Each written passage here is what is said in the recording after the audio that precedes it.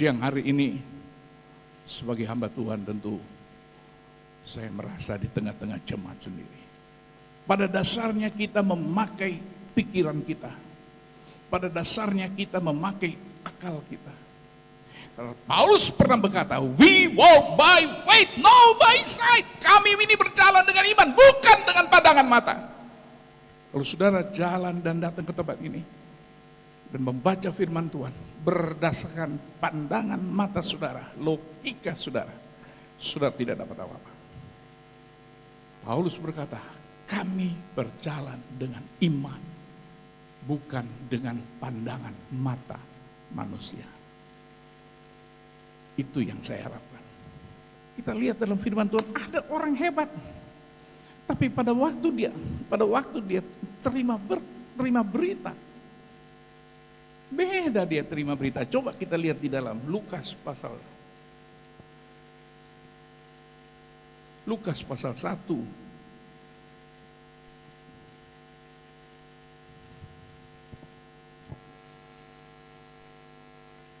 Lukas pasal 1 ayatnya yang ke-18. Maaf, 13. Lukas pasal 1 ayat 13. Ini berita gembira. Waduh, saya waktu tahun 93 saya dapat berita gembira secara ekonomi. Belum secara rohani loh, baru ekonomi. Wih, Pak, Bapak Pendeta Edi Pongo, betul. Nama Bapak Edi Pongo, betul. Aduh maaf Pak, saya ingin yakinkan bahwa saya bicara dengan saudara Edi Pongo. Ya saya sendiri, kenapa? Pak, ini dari bank. Waktu itu ada undian selalu di bank. Bank Surya waktu itu masih ada. Sekarang gabung ke Bank Mandiri. Bank Surya mengeluarkan hadiah pertama bagi nasabahnya. Bapak dapat hadiah pertama. Lalu berapa? Dia sebut angka nominal yang besar sekali. Wih, yang benar.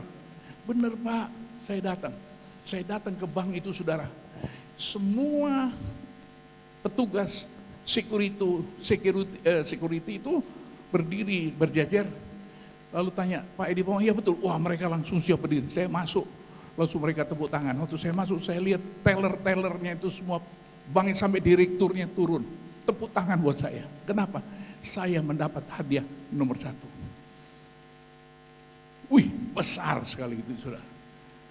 Saya bisa ke Amerika, saya ke Jepang, saya ke Taiwan, saya ke Cina, bahkan khotbah di Beijing. Kenapa? Waktu di Beijing yang bawa bendera itu, kan ada grup ini.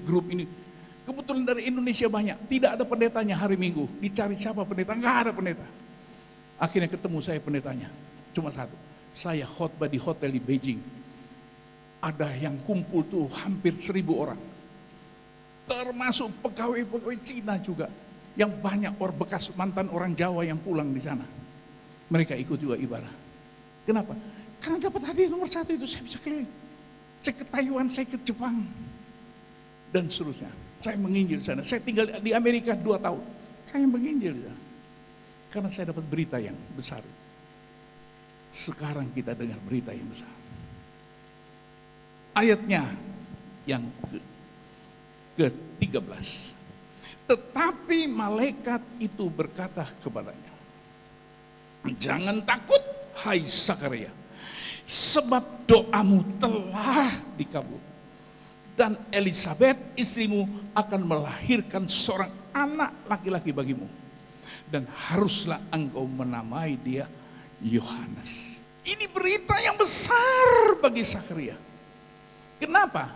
Bukan sekedar anak laki-laki saja, tetapi ayat 14 berkata, engkau akan bersukacita dan bergembira. Bahkan banyak orang akan bersukacita atas kelahirannya itu. Dan seterusnya, dan seterusnya. Memuji tentang anak yang akan lahir. Tidak mustahil pada siang ini ada malaikat Tuhan berdiri di sebelah kanan ukupan itu. Di sebelah kanan persembahan kita. Kalau saudara sementara itu menaikkan pujian, menaikkan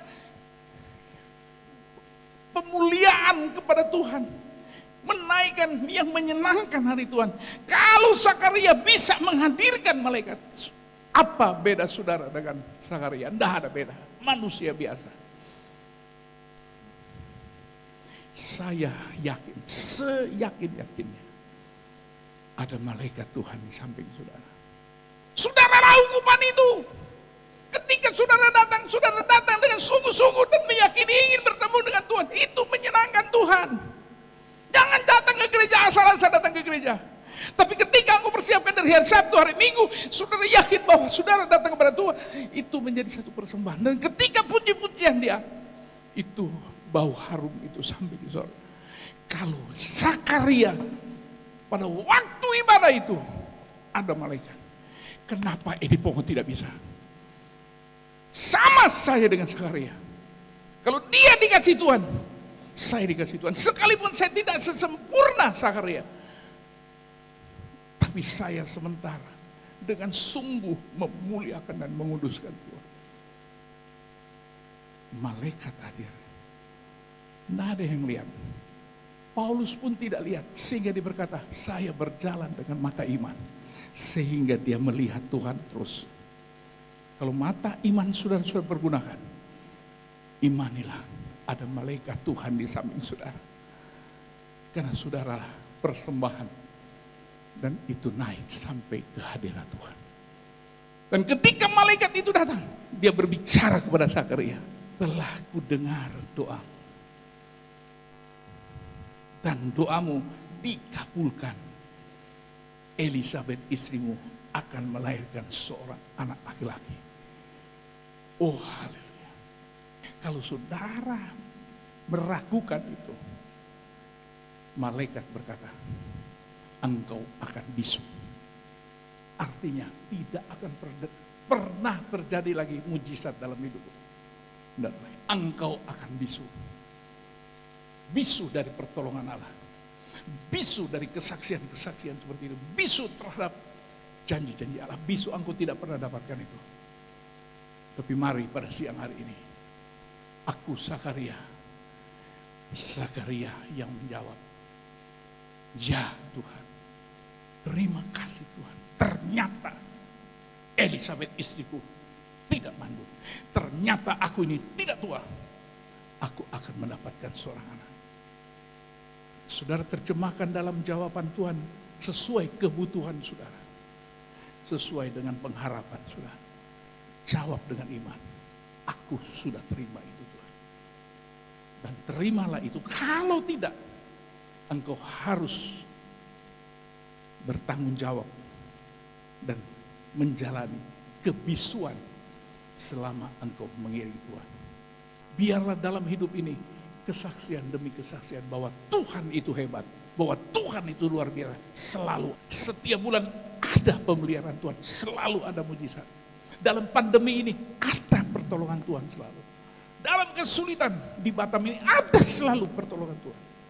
Kita tidak pernah bisu, kesaksian itu tidak pernah bisu, tidak pernah kosong. Selalu ada bagi anak-anak Tuhan yang selalu percaya.